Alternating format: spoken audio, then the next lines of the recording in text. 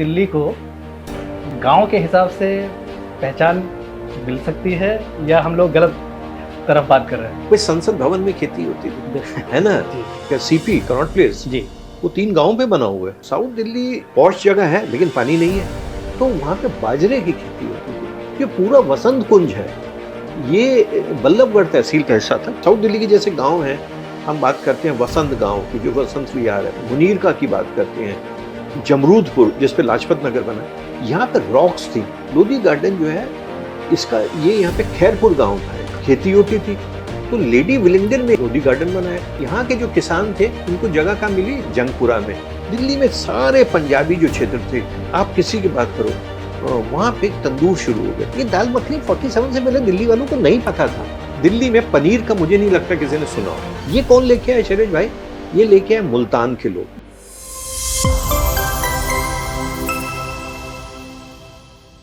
नमस्कार, किसान इंडिया में आपका स्वागत है। हम अपने इस खास प्रोग्राम में बात करते हैं खेती किसानी गांव की, और आज हम बात करने वाले हैं दिल्ली की।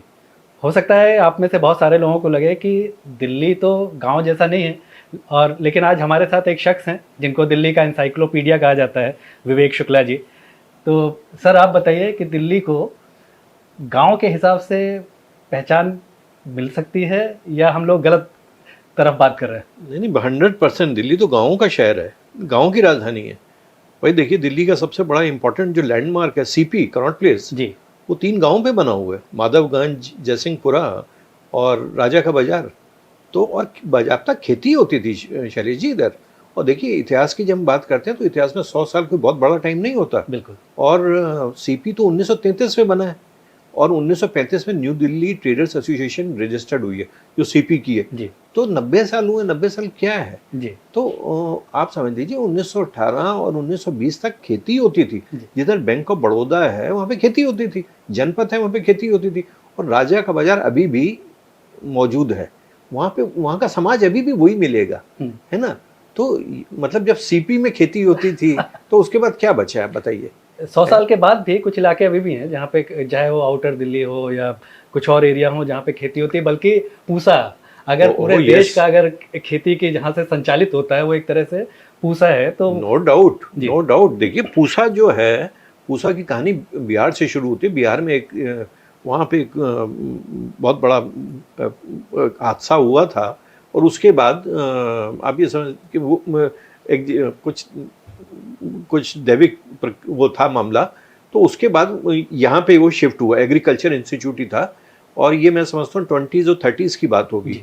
तो ये पूसा बना। तो पूसा जो बना शैलेश जी, ये शादीपुर, खामपुर और 10 की ज़मीन पे बना, है ना? ये गांव थे और उधर ही बना। फिर ये पूरा इंदरपुरी, पटेल नगर, न्यू राजेंद्र नगर, ओल्ड राजेंद्र नगर, तो ये बना।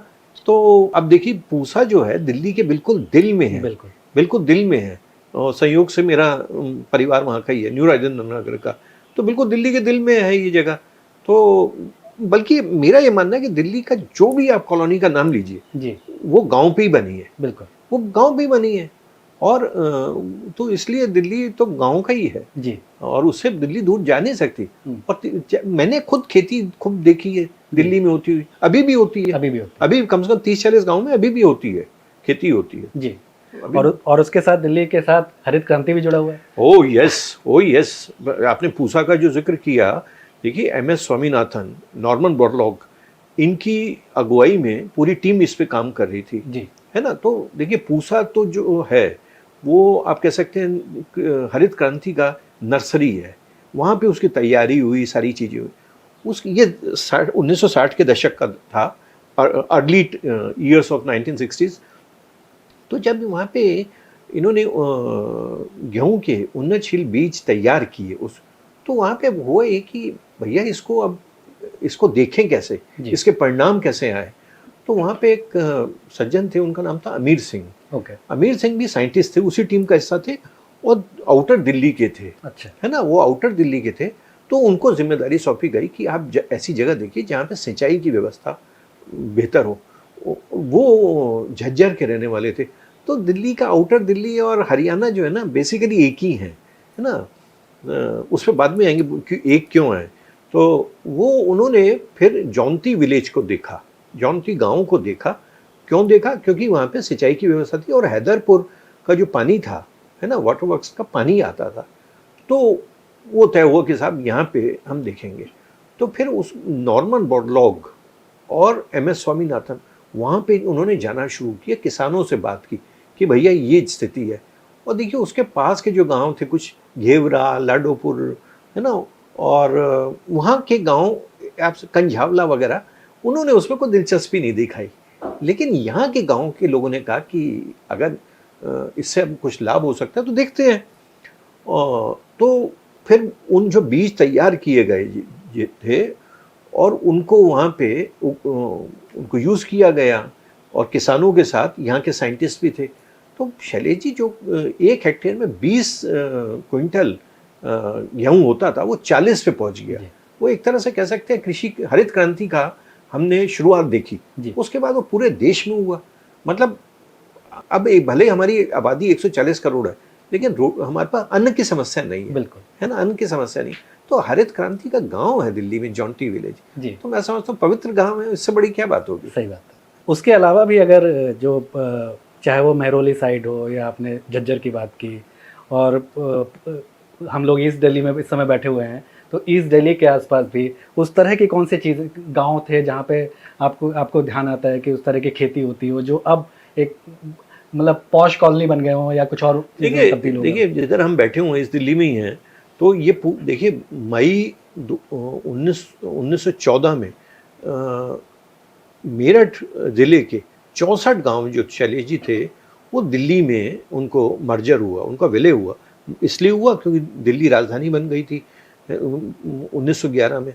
तो दिल्ली का विस्तार होना था, नई नई इमारतें बननी थी, तमाम तरह के काम थे। और बल्कि ल्यूटियंस और हार्बर्ट बेकर, उन्होंने ईस्ट दिल्ली में भी आए थे कि यहाँ पे सचिवालय बनाने की बात थी। वो तो सब देख ही रहे थे, है ना, तो वो यहाँ पे क्यों नहीं आते? तो वो अलग बात है कि बाद में दूसरी तरफ तय हुआ। तो ये मेरठ का हिस्सा था। और ये जो जिधर ये पड़पड़गंज और अब दिलशाद गार्डन और ये पूरा का पूरा जो मयूर विहार, ये पूरा जो क्षेत्र है, ये जिसको आज हम देखते हैं पॉश एरिया है, विहार हैं, ये सारे के सारे, खिचड़ीपुर, मतलब जे कॉलोनीज हों या विहार हों, ये आप समझ लीजिए कि मेरठ का हिस्सा थे। शादरा वगैरह जो थे, यहाँ पे जो खेती थी, ये मैंने खुद देखी। गीता कॉलोनी में खेती खूब होती थी। अभी भी खेती जो है चिल्ला में होती है। चिल्ला गांव जो है यहाँ से बहुत दूर नहीं है, वहाँ पे खेती होती है, सब्जियों की खेती होती है, सब्जियों की खेती होती है। और ये पूरा क्षेत्र गांव ही था, है ना, पूरा क्षेत्र गांव था। और यहाँ पे मैं जाति के एंगल को लाना चाहता हूँ, और कि ये गुर्जर समाज के गांव थे। देखिए गांव में सारे ही लोग रहते हैं, है ना, इसको कहते हैं 36 बिरादरी। लेकिन जो डोमिनेटिंग गांव होता है शैलेश भाई, उसको हम कहते हैं कि ये गुजरों का गांव है, जाटों का गांव है, यादवों का है, और या ब्राह्मणों का है, XYZ किसी का है। तो पूरी यहाँ पे खेती होती थी, पहले तो खेती ही होती थी, है ना, उसमें कोई शक ही नहीं है। Shahdara was it was an exception. वो एक तरह से मार्केट था, है ना, वो एक मार्केट था। और मैं समझता हूँ 100 साल से तो अभी भी लोग जो रहते हैं कि वहाँ पे खेती उस तरह से नहीं होती थी, छोटी मोटी होती है, वो एक अलग बात है। इस दिल्ली में तो ये तो यूपी था, है ना, ये यूपी था। इसी तरह मैं जोड़ना चाहता हूँ कि जो पूरा जब 1914 में बल्लभगढ़ तहसील के भी करीब करीब 50-60 गांव जो थे दिल्ली में शामिल किए गए। ये पूरा वसंत कुंज है, ये बल्लभगढ़ तहसील का हिस्सा था। किशनगढ़, जिसको किशनगढ़ है बेसिकली, वो वही हिस्सा था। तो बहुत सारे मतलब खेती होती थी वहाँ पे, लेकिन वहाँ की खेती का मिजाज अलग था जी, उसका मिजाज अलग था शैलेश जी। क्योंकि देखिए साउथ दिल्ली जो है,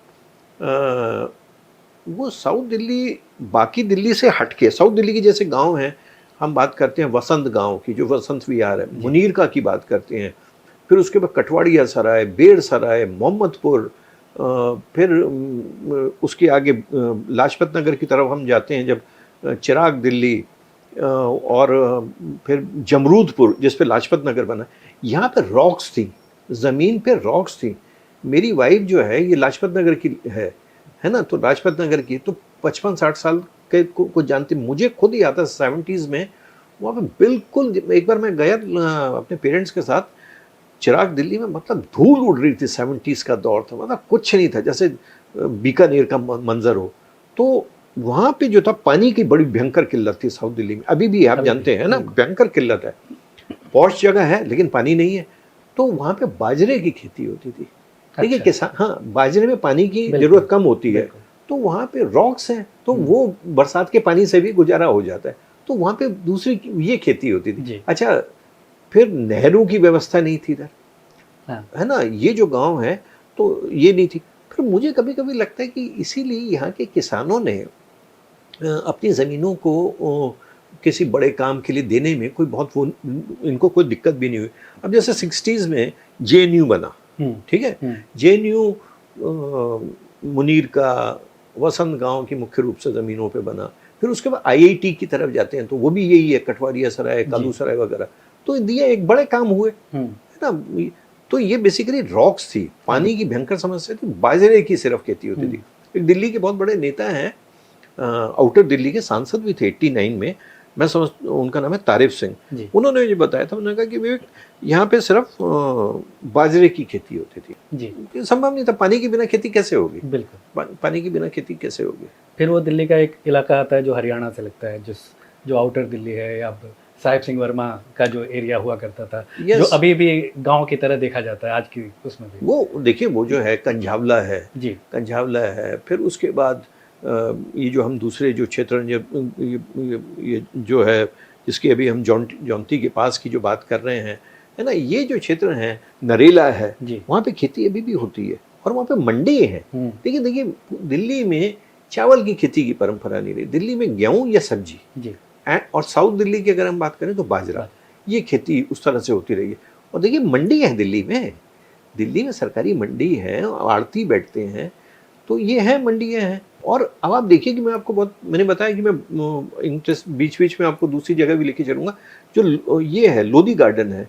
लोधी गार्डन जो है, इसका ये यहाँ पे खैरपुर गांव था एक, अच्छा, है ना, ये खैरपुर गांव था, खेती होती थी, तो लेडी विलिंगडन ने इसका नाम यहाँ पे लोधी गार्डन बनाया।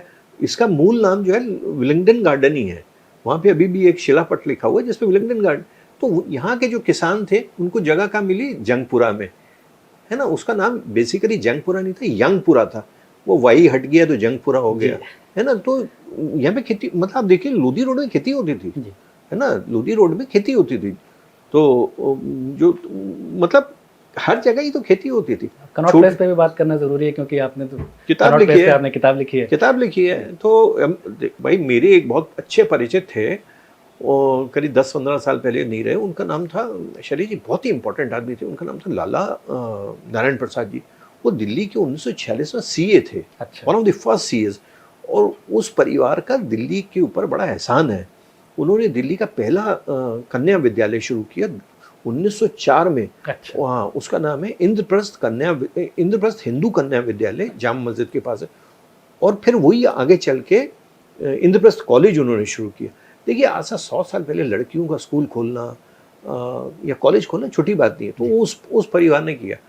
तो मुझे लाला नारायण प्रसाद बताते थे, मैं उनके घर जाता था, चांदनी चौक में घर थी, बड़ी ह्यूज हवेली, और GK में भी उनका घर था। तो वो मुझे बताते थे, कहते कि विवेक मुझे 30s से याद है कि बिल्कुल गांव था ये CP वाला इलाका, है ना, ये गांव था, और उनके पिताजी वगैरह ने तो खेती देखी थी। अच्छा, भाई उनके जो आदमी पिछले 10-15 साल पहले 90 साल के उनमें जिस दिवंगत हुआ उनके पिताजी ने देखा था, है ना। और वो कहते कि हम जैसे हनुमान मंदिर आते थे, तो हनुमान मंदिर तो प्राचीन है ना, शिव मंदिर प्राचीन है, तो ये कहते जब यहाँ पे वो आते थे तो, और आप ये समझ लीजिए कि कहते कोशिश रहती थी कि 5 बजे तक निकल जाए। अच्छा, 5 बजे तक निकल जाए। तो CP तो भाई 33 में बना है, 35 में इसका न्यू दिल्ली ट्रेडर्स एसोसिएशन बनी है जी। और आज के CP में सिर्फ पुरानी, मतलब Day 1 की सिर्फ 4-5 दुकानें रह गई हैं, है ना, जो मतलब Day 1 से चल रही हैं। चेंज तो होना ही है, चेंज तो जीवन का हिस्सा है, बिल्कुल बदलाव तो हो गई। तो CP में भी होता ही था। तो वो मतलब जब CP में खेती होती है, वही संसद भवन में खेती होती थी, है ना जी। संसद भवन में खेती, रायसीना जो गांव था वो वहाँ पे, उसको देख लीजिए। तो अब बचा क्या है? तो मैं तो समझता हूँ कि, और ये जो आज का जो ये बना हुआ है, एक बहुत पॉश कॉलोनी है दिल्ली की, मुख्यमंत्री जो शालीमार बाग है, जी। ये शालीमार गांव भी था, है ना। उसके बाद आप रोहिणी में आ जाइए, पूट कलां, नसीरपुर वगैरह, खूब खेती होती थी वहाँ पे, खेती होती थी। मुझे याद है, आप भी उस हिंदुस्तान टाइम्स से थे, तो एक बार हमारा एक साथी था, आपको शायद याद हो, उसका नाम था यादराम। बिल्कुल। तो यादराम ने अपनी ज़मीन बेची अपने गांव की, तो वो अपने एक थैला लेके आए। कुछ लोगों ने कहा कि यादराम जी ये थैला क्यों लेके आए? उसने कहा कुछ नहीं, पड़ा रहने दे। तो लोगों ने फिर पूछा क्या है वहाँ, तो उसमें 1.5-2 करोड़ रुपए थे, आज से 20-25 साल पहले, और उसने रखे हुए थे क्योंकि ज़मीन का कुछ हिस्सा मिला था। तो 20-25 साल पहले 1.5 करोड़ वो लेके थैला लेके ही आया था और रखा हुआ था और ड्यूटी कर रहा था। तो मतलब लोगों का, गांव वाले लोग एक तरह से इनोसेंस तो है, इनोसेंट है। और देखिए गांव में एक चीज मैं जरूर बताना चाहता हूँ शैलेश भाई, कि गांव में खेती भले ही खत्म हो गई हो, लेकिन गांव की जो उसका मूल स्वभाव है ना, जो उसका चरित्र है, वो नहीं बदला। क्योंकि अभी भी आप किसी गांव में चले जाइए, आपको सिर ढके हुए महिलाएं मिलेंगी, है ना, पंचायत में ताश खेलते हुए लोग मिलेंगे। तो गांव का समाज वही है भाई साहब। और देखिए गांव का समाज जो आज से 100 साल पहले था, वही इस मामले में भी है कि दिल्ली के गांव जो है ये लगभग 100% वेजिटेरियन है जी। वेजिटेरियन है। वहाँ पे मांस की एंट्री नहीं हुई। अच्छा। मतलब घर में तो नहीं बनेगा, है ना। तो मैंने कुछ लोगों से बात भी कर रहा था कुछ दिन पहले, एक देहात ग्रुप एक शुरू हुआ है कुछ, तो मैं उन लोगों से बात कर रहा था, वो आते भी हैं। तो उन्होंने कहा कि भाई साहब घर से बाहर तो खाना खा लेते हैं लोग, यंगस्टर, घर में असंभव है। ए महिलाएं तो मतलब 100% वेजिटेरियन है। मतलब देखिए घर का जो पुरुष है वो घर से निकलता है, कहीं और चला गया, खा लिया, वो एक अलग बात, लेकिन महिलाएं नहीं खाती, है ना। तो इस मामले में दिल्ली के गांव जो वही बने हुए हैं, है ना, वही बने हुए हैं। तो अब खेती के बाई प्रोडक्ट पे आते हैं, जो दिल्ली की एक पहचान है, दिल्ली का खाना। और दिल्ली के खाने पे तो बात करने तो पूरा दिन निकल जाएगा, लेकिन उसको Delhi is a city of foodies, तो उसको थोड़ा कम उसमें समेटने की कोशिश करते हैं। कहाँ से शुरू करें? मुगल से शुरू करें, उससे पहले से, या आज़ादी से शुरू किया जाए? नहीं, मुझे लगता है दिल्ली के लिए डिफाइनिंग जो ईयर है ना 47 बनता है जी। देखिए दिल्ली बदली, दिल्ली 47 में, 82 में, जो आपका प्रिय विषय खेल रहा है, 82 ने दिल्ली को 47 से बदला, फिर 82 ने बदलिया, क्योंकि दिल्ली में बड़े पैमाने पे लोग हैं। तो मुझे लगता है 47 से बात होनी चाहिए, 40, है ना, क्योंकि दिल्ली में बहुत बड़ी तादाद में लोग आए जी। तो दिल्ली में एक तरह का खाना है, वो तो चांदनी चौक है, जहाँ से आप दिल्ली के बाहर का कोई भी आए तो उसके लिए चांदनी चौक। तो पहले चांदनी चौक के आसपास की बात करते हैं, फिर बाकी जो भी एरिया है वहाँ चलेंगे। तो चांदनी चौक में तो मुगल का जो असर है, मुगलों का, और उनके खाने पे खास तौर पे जो नॉनवेज है खाना, उस पर दिखता ही है, खाली बल्कि चाट पकौड़ी पे भी दिखता है। तो वो उसके लिए बात करने से थोड़ा सा आज़ादी से पहले आपको जाना ही पड़ेगा। नहीं, नेचुरली देखिए मुगलों वाली बात भी मैं करूँगा आपसे, क्योंकि मुगलों को मुझे लगता है अकारण लेके आया गया है ना। ये भी एक तरह से पीयर एक्सरसाइज है ना। क्योंकि मैं एक अपनी बात को रखने से पहले ये बताना चाह रहा हूँ, 31 साल पहले हम करीम होटल में गए थे। तो एक हमारे बम्बई के मित्र आए थे, उनको खाना खिलाने लेके गए। तो एक मशहूर पत्रकार भी हैं, लेखक भी हैं, फिरोज़ बख्त अहमद, मॉडल स्कूल में पढ़ाते थे। तो वो हाजी साहब बैठे हुए थे, हाजी कमरुद्दीन साहब। तो मैंने कहा सर आप तो मुग़लों के ज़माने से बनाते हैं कि खानसामा है सारी चीज़ें। तो उन्होंने मुझे बोला यार क्या बातें करते हो, कहता दिल्ली में किसके पास पैसा था, सुनिए किसके पास पैसा था, कहता दिल्ली में पंजाबी आए, लोगों को पैसा आया, तो हम कहता मुग़लों के खानसामा बन गए। देखिए ये एक पोजीशन है, मैं बिल्कुल अपनी ओर से कुछ नहीं जोड़ रहा हूँ, है ना। तो अब मैं आपकी जो सवाल पे आना चाह रहा हूँ, देखिए दिल्ली में एक तो गांव की हमने बात करती, दिल्ली का गांव पहले भी नहीं खाता था मांस, वो आज भी नहीं खाता है ना। वो आज भी दाल सब्जी और रोटी खा के खुश है ना। मट्ठा वगैरह जो भी है वो दैट्स दिल्ली में। जो चांदनी चौक वाला इलाका है ये, और ये बहुत बियॉन्ड वहाँ पे जाता है। मेरी दादी जो थी सब्जी मंडी की लड़की थी, है ना। सब्जी मंडी पुराना क्षेत्र है आरेपुरा का। तो देखिए बेसिकली यहाँ पे वही जो दाल सब्जी पूड़ी आलू हलवा, ये तो हिंदुओं की फूड है में हिस्सा थे, है ना, हिंदुओं में थे। और चाट वगैरह उस तरह से रहा होगा, उस थोड़ा बहुत था, है ना, ये था। मुस्लिम्स में बिल्कुल था, मुस्लिम्स खाते ही थे, लेकिन जितना जिस तरह से हम एक तरह से सुनामी देख रहे हैं ना नॉन वेज की, ये उस टाइम डेफिनेटली नहीं थी, है ना। देखिए मनी मैटर्स, खाने के लिए पैसा शैलेश जी जरूरी है ना। मेरी इच्छा है जाने की, मैं मुंबई में जाता हूँ तो, या दिल्ली में, मैं बुखारा में अपनी जेब से मैं कैसे खर्च करूँगा, है ना। एक दिन का 30,000 रुपये का खर्चा होगा, तो मनी मैटर्स। तो ये बहुत मुझे लगता है PR एक है कि जी मुगलई खाना। आप मुझे बताइए 1947 से पहले दिल्ली में मैं जब देखता हूँ तो मुश्किल से 2-3 होटल रेस्टोरेंट से 47 से पहले।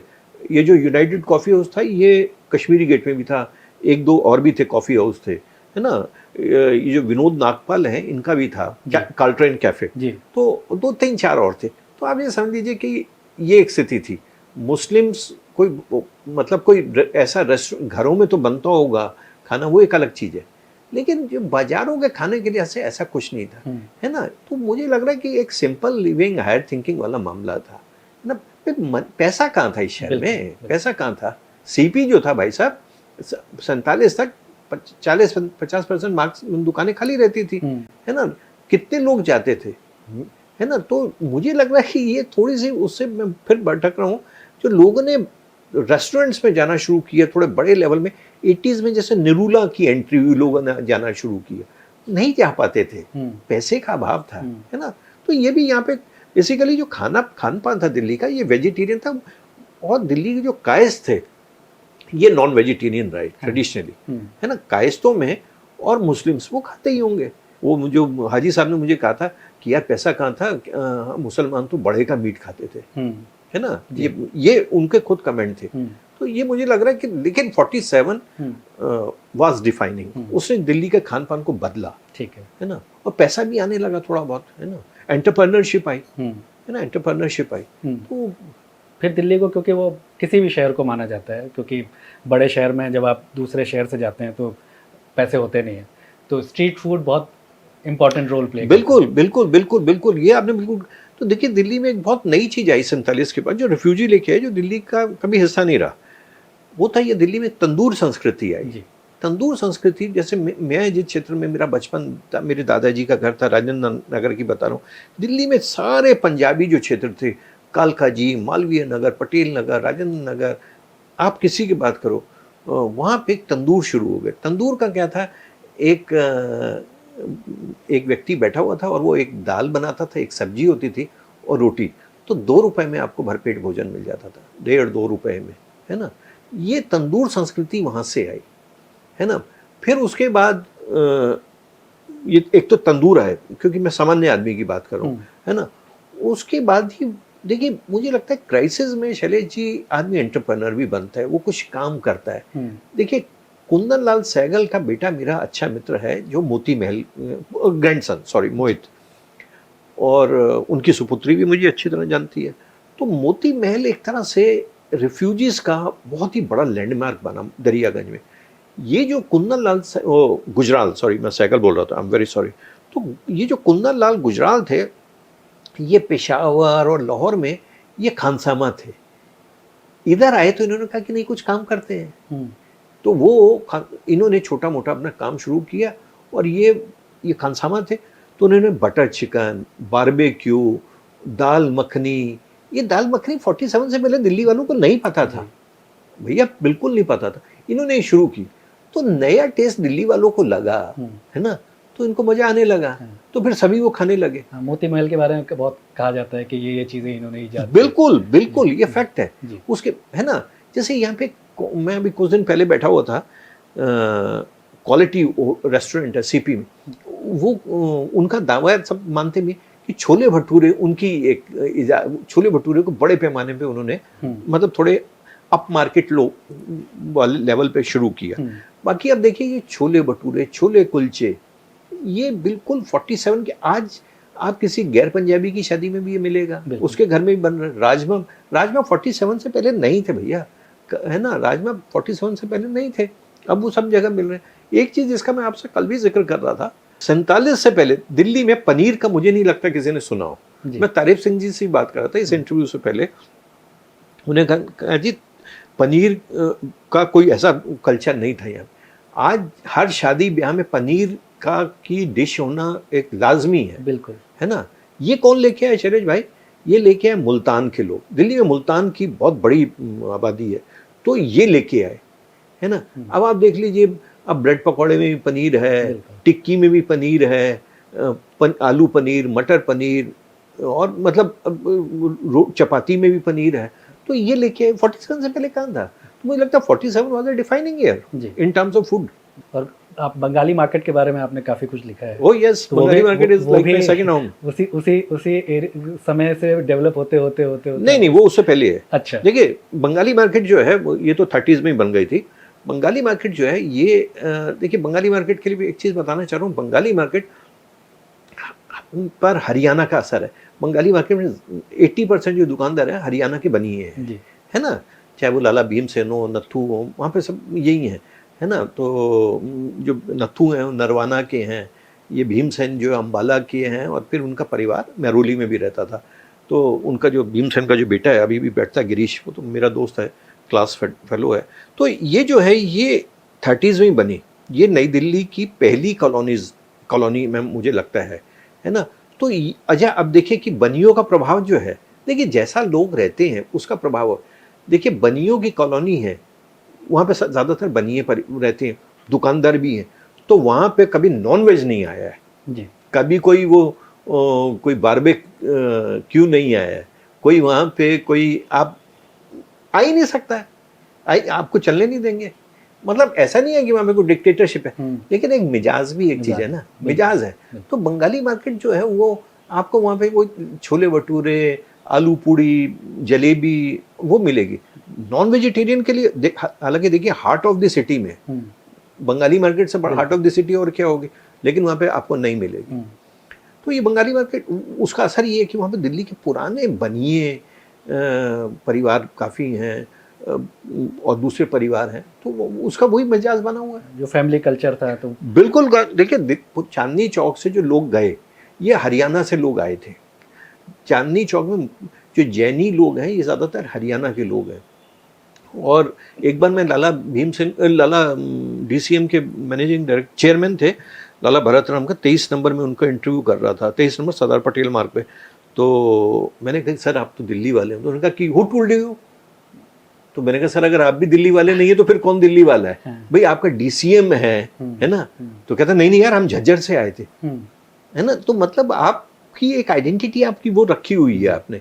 तो ये जो लोग थे दिल्ली में, जो हरियाणा से लोग आए, पुरानी दिल्ली में गए, जो पहली कॉलोनीज बनी Flagstaff Road, Civil Lines, Bengali Market and Sundar Nagar onwards बनी, तो ये लोग थे। अब इंटरव्यू के वो तीसरे और आखिरी हिस्से पे आते हैं, कल्चर कैसे बदला है। जो आप एक कॉलम भी लिखते हैं साड़ी दिल्ली, वो हमार दिल्ली नहीं हो जाना चाहिए। नहीं देखिए शैलेश जी, मुझे लग रहा है कि दिल्ली पे पॉलिटिकल प्रभाव तो अब पूर्वांचल का काफ़ी हुआ है ना, ये मैं मानता हूँ। लेकिन देखिए दिल्ली के जो मैं समझता हूँ बिजनेस और कमर्शियल एक्टिविटी में अभी पंजाबी डोमिनेंस बहुत ज़्यादा है, पंजाबी वैश्य डोमिनेंस बहुत है। आप किसी भी मार्केट में चले जाइए, चावला स्वीट्स, भाटिया स्वीट्स, अग्रवाल, गुप्ता वगैरह रहती। मैं चाहता हूँ कि वहाँ पे जाए, है ना, मतलब जो दूसरे सरनेम आए। तो ये मुझे लगता है ये किसी शहर में आप घुसते तब हो जब आप बिजनेस एक्टिविटी में शामिल होते हो। अभी पूर्वांचल के लोग उस तरफ नहीं है, ये मुझे लगता है। हालांकि पॉलिटिकली बहुत स्ट्रांग हो चुके हैं, पॉलिटिकली बहुत स्ट्रांग है। लेकिन दिल्ली के कल्चर पे भी 47 का बहुत ज़्यादा असर पड़ा, पार्टीशन के बाद जिस तरह से लोग यहाँ पे आए पाकिस्तान से, तो उसका भी जो कल्चरल बाद में एक 40-50 साल एक कल्चर के लिए दिल्ली जाना जाता रहा, वो उसका असर पार्टीशन की वजह से वो बहुत। देखिए दिल्ली के समाज को जो बदला, वो ये जो पाकिस्तान से लोग आए। देखिए दिल्ली की 47 में आबादी 7-1 लाख थी, 8-9 लाख थी, उसमें 2-2.5 लाख लोग चले गए और 8-9 लाख लोग आए। तो दिल्ली तो बहुत छोटा सा शहर था। दिल्ली बहुत, देखिए ईस्ट दिल्ली नाम की कोई चीज़ ही नहीं थी उस तरह से। देखिए बियॉन्ड ये जो रिंग रोड जो बनी शैलेश जी 1970 के बाद बनी, 71-72 में, विजय कुमार मल्होत्रा हमें बताते हैं। तो उसके पहले तो ज़्यादातर गांव वगैरह ही थे, एम्स के आगे ग्रीन पार्क वगैरह कुछ जगह थी, है ना। तो आप ये समझ लीजिए कि ये पिछले 40-50 साल में ये जो पंजाबी लोग आए, पंजाबियों में सिंधी लोग आए, इन्होंने इस शहर में एक जो एंटरप्रेन्योरशिप शुरू की है ना, पैसा आने लगा लोगों में। तो ये मुझे लगता है इनकी सबसे, देखिए खान पान को मैं नहीं मान, ठीक है, जो इन्होंने एक एंटरप्रेन्योरशिप दी है ना, एंटरप्रेन्योरशिप दी। और जो बिल्कुल जो किसानी करते थे वहाँ पे, अब भाई मोहन सिंह मुझे बताते हैं कि जो ये रैनबैक्सी के चेयरमैन थे, मैं हिंदुस्तान टाइम्स के लिए उनका इंटरव्यू किया था 1995 में। उन्होंने कहा कि यार हम तो रावलपिंडी के पास किसानी भी करते थे और छोटा मोटा बिजनेस भी था। दिल्ली में आए तो ये फार्मास्यूटिकल्स कंपनी शुरू कर दी। तो मुझे लगता है नया जो शहर, नई माहौल आपको नई काम करने के लिए प्रेरित करता है ना। तो ये इनका एक बड़ा योगदान रहा। तो और 50 साल तक ये पॉलिटिक्स में भी छाए रहे। तो 2 नाम मैं आपके सामने लूंगा, एक जग प्रवेश चंद्रा है ना, वो हिंदुस्तान टाइम्स में हमारे खूब आते थे, जग प्रवेश चंद्रा और HKL भगत। देखिए दोनों 47 में दिल्ली आते हैं, ठीक है चलिए जी। 1951 में दिल्ली विधानसभा का पहला चुनाव होता है लोकसभा के साथ। 4 साल पहले आप आए हो और भाई साहब आप 1951 में चुनाव लड़े हो, आप चुनाव जीत गए, और उन जगह से जहाँ जो पंजाबी क्षेत्र नहीं है। देखिए जग प्रवेश चंद्र दिल्ली के मुख्यमंत्री, वो मुख्य कार्यकारी पार्षद भी रहे, which is equivalent to chief minister. वो किशनगंज से चुनाव जीते। और HKL भगत कूचा हब्श खान से, जो सदर बाजार है, जो पंजाबी क्षेत्र नहीं है। इसलिए मैं कह रहा हूँ कि इन्होंने पॉलिटिक्स भी की, लेकिन 50 साल के बाद नई चीज़ें बदलती हैं, नया समाज आता है। और ये जो पंजाबी परिवार थे, इनके बच्चों, बहुत बड़े पैमाने पे बच्चे गए हैं सिंगापुर, दूसरे देशों में चले गए। तो अब नए लोग आ रहे हैं और नए काम करेंगे। मुझे लगता है यही होना भी चाहिए, बिल्कुल है ना, बदलाव का स्वागत होना चाहिए। तो सर बहुत बहुत शुक्रिया। हम लोग फिर अगली बार मिलेंगे तो उम्मीद है कि किसी खेत में खड़े होकर बात करेंगे। बेशक, मेरे लिए भी प्रिविलेज है आज आपसे बात की। आप इतने योग्य पत्रकार हैं और आपसे बात करके अच्छा लगा मुझे भी। और ये दिल्ली के गाँव पे बात करना मुझे बहुत अच्छा लगा। Thank you. It's honour.